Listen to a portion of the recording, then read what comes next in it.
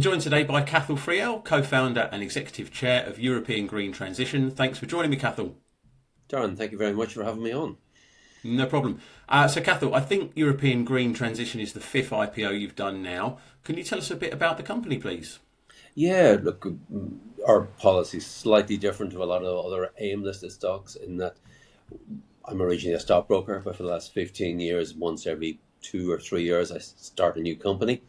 I usually try and be the largest shareholder, seed funded, and remain the largest shareholder. So European Green is sticking to that metric. We did IPO 18 months ago. We said to the market, as we did in the previous one, we were looking for distressed assets. We like distressed. I have a rule: if you buy things cheap enough and they have revenue, they should work out. And that's exactly, we bought distressed assets out of a company went into liquidation. The parent company was called Arena Capital. It had raised 170 million in high yield loan notes and bought mainly low yield wind turbines and solar panels. But along the way, in between that 170 million, they did buy up the UK's second joint market leader in wind turbine services called Earthmill. It has a sister company in Northern Ireland called Silverford. The combined two companies have about a run rate every year about 15 million. Makes nice money. On a good year, it'll make a couple of million. Last year, because it was an administration, early springtime, we had a thing called Irish Chapter 11, which is examinership. That failed and went into liquidation. But despite that, it's almost a miracle. The guys running, Dave Broadbank running Earthmill and Tom Carroll running Silverford, they still managed to knock out about 15 million in turnover, but really importantly, about £1 million sterling in profits, despite the parent company being in liquidation. So imagine that's a hard job. Say they are the joint market leader. The other one is a company called Full Circle, based in Leeds. It is a kind of fragmented industry, the service, the wind turbines. There's great upside. We got so lucky with it. Most years it does 14, 15 million, very predictable revenue, makes a couple of £1 million profits most years. However, it has a portfolio, it's maintained, it doesn't own any turbines. All that Earthmill does, which we've now owned, is services, operates and maintains turbines on behalf of the asset owner. And bear in mind, asset owner makes a lot of money to own these. So we run them. And of the 930 turbines, about a third of them are due for upgrades at the moment. This is the repowering model. So the real sex and violence in our story at the moment is that basically a third of the 900 turbines are due for replacement. Under the Tories, people forget Boris Johnson, his little lady, had banned for 9 years, a Conservative banned any onshore turbine plant mission. So we have 300 customers looking to put a new turbine in. They can put a new turbine in, it's exact same power, but like everything, you buy a new car, it's always more powerful. You buy a new computer or a new iPhone, it's always more powerful. The same with wind turbines. The new turbines are generally twice as powerful. But if it's more powerful, you have to get planning permission. So at the moment, the company has signed 55, going up to 60 heads of agreements for new turbines. Each one of them is worth about 450 to 500,000 pounds. So that's pretty nice. So like we've a back order book now of, if you do basically 50, 55, 60, about 500,000. So you can see the back order book of commitments is 25 hitting 30 million. We won't deliver all of that this year. We even deliver half of that on top of our normal revenue of 15. You can see why in the RNS we said we were confident of near-term revenues within 2-3 years of 50 million sterling. That's where we're going with double-digit EBITDA figures. So yeah, really excited. Big growth story. We'll do substantially more revenue. We haven't guided the revenue we'll do. We did 15 million last year, made $1 million profit. Always said this year we'll do substantially more than that, and substantially more EBITDA as well. Okay, and the acquisition itself then, what did you pay for that, and what did you effectively get for that? Yeah, again, sometimes, Darren, the harder you work, the luckier you get, as Maggie Thatcher used to say. But the more times you do these IPOs, you realize there's a model of getting things cheap. This business had about 25, 30 million invested in it. It did go into liquidation. So being honest with you, anything we bid in liquidation, we started at £1. It's a good starting point because it's bankrupt. The parent company is bankrupt. But look, we got it for 3.5 million sterling cash. We managed to negotiate normalized working capital of 2.3. So net cash it cost us 1.2 million. Not bad for a business that does 15 every year. And even better, The parent company was hoovering the cash out of this. They kept it because it throws off cash. The parent company had lots of debts. Um, it was getting these deposits in since December on the repowering opportunity, because when our hard left government took over, who we call the current Labour government, the only good thing they did, they overturned the planning permission ban on wind turbines a year ago. It took about a year to work through. So as of last November, December, suddenly the customers start ringing up and paying deposits, signing heads of agreement. Those deposits are on average somewhere around £150,000. So as that cash came in, to avoid it being sucked up to the parent company, our management team were quite smart. They invested and bought turbines because the customer paid the deposit. So in addition to the only paying 1.2 million net after working capital, we got 3.7 million of turbines thrown in. Now the turbines have to be delivered to the customer, but you could almost say we got it for a negative price. So it's a pretty, doesn't get it. We got it debt free, cash free, and we did our placing 7.5 million to fund that. We had some bridging facility in. So now post completion, there was only off the bridging, the 3 million of which I put up half of it.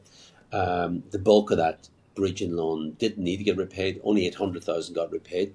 Do my sums, 2.2 million got off the bridge loan converted into the normal placing price. So there was only 800,000 of debt had to be repaid off the 7.5.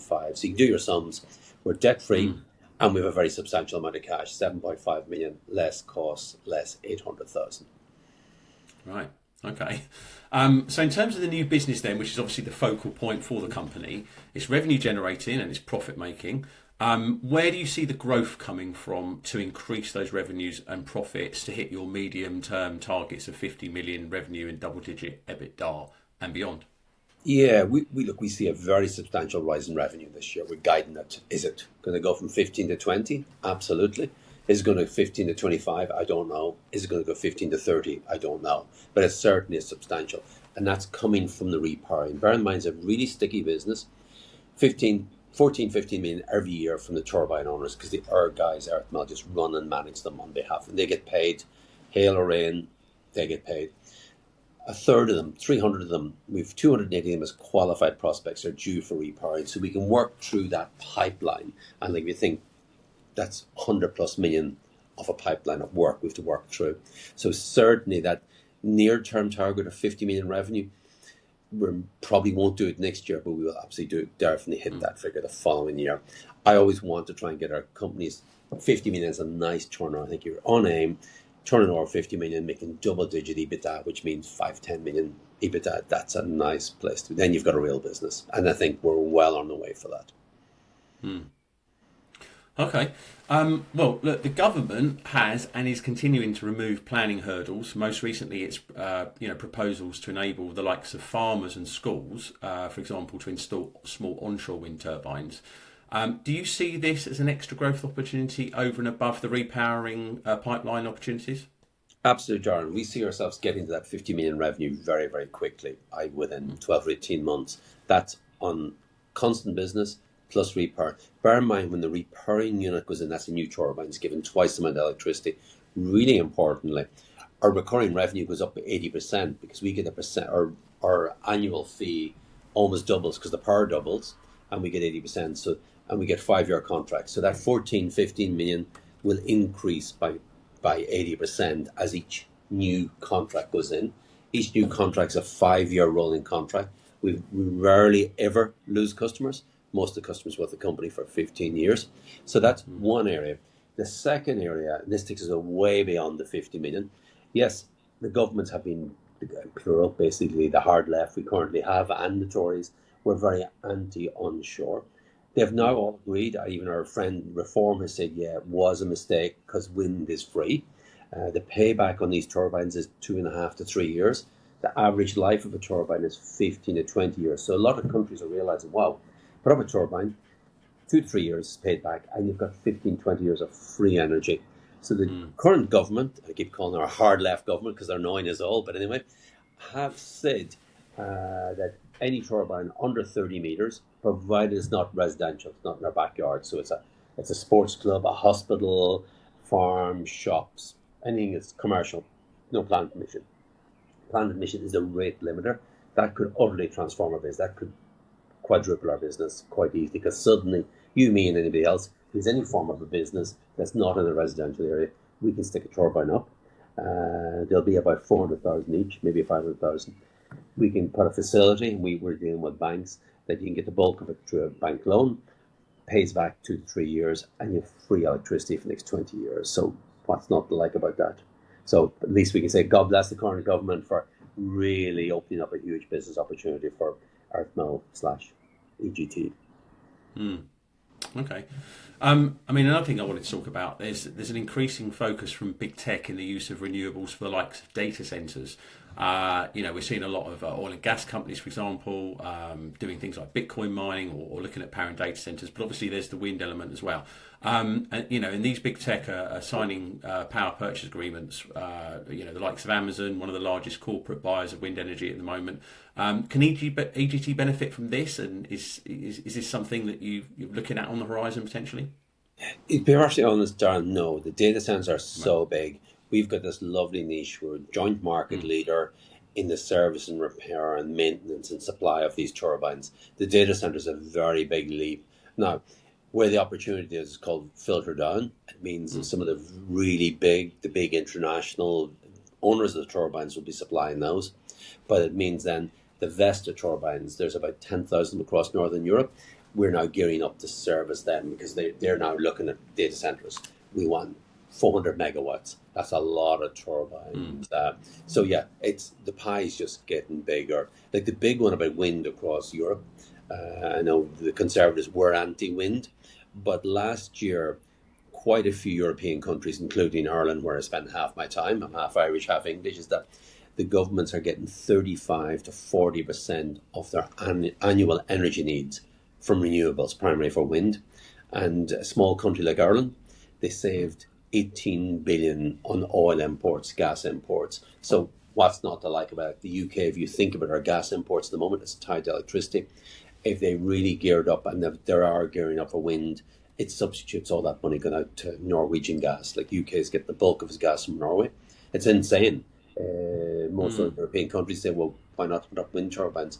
Yes, Boris and his little girlfriend might be like Don Quixote, tilting at windmills, but we know what happened to Don Quixote. He got hung up by his own windmills. So it's a bit like, look, yeah, windmills is just, for a lot of people, that they're a thing of beauty. Some other people don't like them. But I think if we want free energy for a long period of time, like the average wind turbine is 15 to 20 years. It does pay back in 2 to 3 years. It's almost insanity not to be using wind. Yeah. Okay, well, let's talk about Anemos then, which is another part of the acquisition. It's remote monitoring software that's in use today, I think, on a number of wind turbines. Something I think you've described could be the jewel in the crown, so to speak. Are you targeting its usage across additional opportunities, such as the new repowering contracts that should materialise? And given its sort of pretty unique IP, are there other sectors it could be deployed into? Not just wind. Yeah, Darren. Again, this is the benefit of being around the block good, but and having done a lot of these acquisitions over the years. And we got the acquisition for very, very cheap. I still have to pinch myself to believe we got this deal. But thrown in the middle of there was Anemos. Now, it's a small company with lots of potential. It's condition monitoring. It's in about 100 of the existing turbines. And that basically monitors and predictives, like an AI model, if there's going to be main shaft trouble, main blades. It's to do with vibrations. So yeah, my belief is that could be spun out. Like what I do, I like spinning companies like Poolbag, which is up 12 or 14% today. I spun that out of HVivo in 2021. We raised 25 million. We give the parent company a 25 million dividend in shares. So there's no reason why we can do something similar with Anemos. It has the AI piece. It has real revenues. It has a bit of work. So it's not just overnight. We need to look. They're looking at going into the hydro space, the small hydro.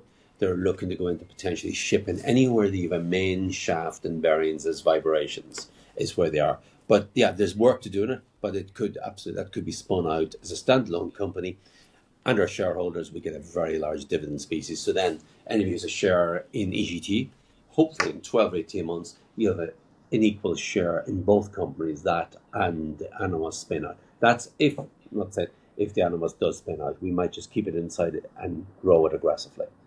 Yeah. Okay. Yeah, you mentioned Paul Beck there. I'm hopefully talking to Jeremy next week on that one. Very Good. interesting by the sounds of it, and in the cancer space. So well, I'll be looking forward to speaking to him. Back to EGT then. You've just raised the 7.5 million. Then, as you said earlier, it was oversubscribed fundraise. Share price is doing very very well off the back of it. Will you need to come back to the market for more cash going forwards, or are you going to be self-sufficient?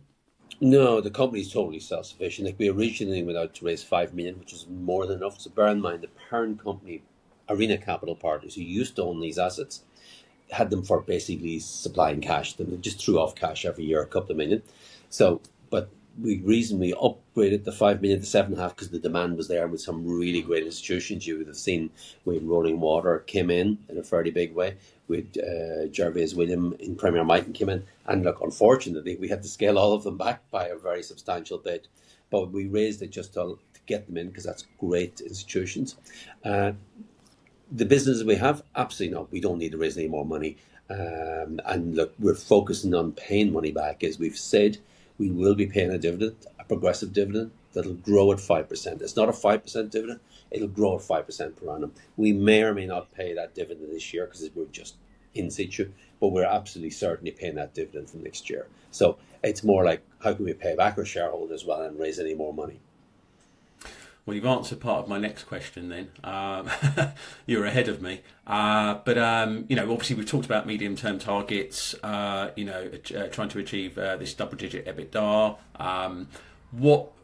Where do you see the business longer term? Like if you get past the medium term, and it's best to walk before you run, of course. But longer term, is this something that can just scale, keep scaling? Are the opportunities endless in this space for you? Yeah, Darren, that's a very good question. And I would say the hint or the directions on our investor presentation on our website on page 2, we say we're building a critical infrastructure business. Look, one of my favorite AIM companies, I've been putting a few bob or spare into on AIM for years. It's called Renew Holdings PLC. It grows like a train, 10-15% revenue growth, 10-15-20% EBITDA growth every year. I just want spare cash to throw it in. We want EGT to copy Renew Holdings. They've just recently, 2 years ago, bought EGT's main competitor in the UK is Full Circle. It's about the same size and shape, and Full Circle got bought for 50 million. And our friends in Earthmill think they'll do a bigger turnover than Full Circle. So that'll give you an idea of what we think the potential value of the assets we bought. If the joint market leader with us got 50 million. But to answer the question, on our deck, on page 3, it says we're building a critical infrastructure business. So we will look to expand. Little bolt on here, little bolt. We won't be spending tons of cash, but we're part of the critical infrastructure. Anemos is part of the critical. So yeah, as we go forward, we really want to get that 50 million first, then get to 100 million, and keep growing. And it'll be around that infrastructure, sticky, recurring revenue, long-term contracts, those sort of things. So yeah, little bolt-ons here, little bolt-ons there. When we get the 50 million, we really want to get 100 million revenue. And the focus is always be profitable, double-digit EBITDA. And then you can just keep growing. It's a growth machine. Once you punch through those numbers, it keeps growing. And that 50 million acquisition of Full Circle, that was something like 10 times EBITDA, wasn't it? Correct. So if you're planning to hit double-digit EBITDA, then investors can do the maths themselves.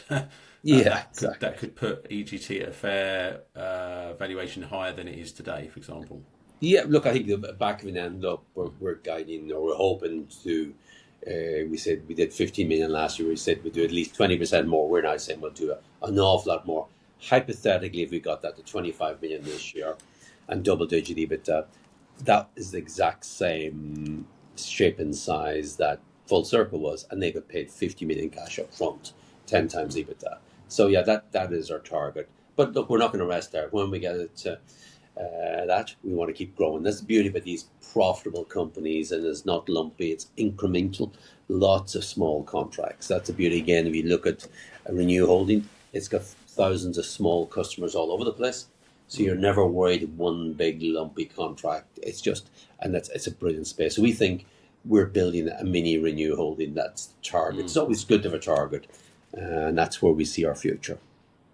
Okay, well, lastly, then, what can investors expect news flow wise? Obviously, you've got lots of moving parts in the business. There's lots of opportunities. What could news flow look like for the remainder of this year and obviously into the next year? Yeah, Darren, good question. Like having been around this block before, is my fifth IPO. Like we're totally aware news flow is lifeblood. No news flow, no movement. So look, we've a rule every couple of weeks there will be continual news flow. Initially, news flow will be around performance of the company as we knock out more contracts. Potentially small bolt-ons is going to bring us maybe into the Vesta space, which is the much bigger turbines. And really just getting the news flow will be target how we're going to get that 50 million revenue. That's our singular focus for the coming months. How do we get the 50 million revenue and the double digit EBITDA? And then beyond that, there is other areas in the critical infrastructure. And what are we going to do with Anemos? It's basically, are we going to keep growing it in-house, or are we going to look to spin it off? And say, having done it before with Poolbag, you can bring an asset out, raise money, and shareholders basically get a free equity position in another AIM company. Yeah. Okay, fantastic. Okay, well, look, thanks for joining me today, Cathal. An exciting business, seemingly in the right place at the right time. Please do come back and join us again soon. Darren, thank you for having me. I absolutely love to keep in touch, and as we work things forward over the weeks and months ahead and really build that share price and build the revenue. So yeah, delighted to keep in touch.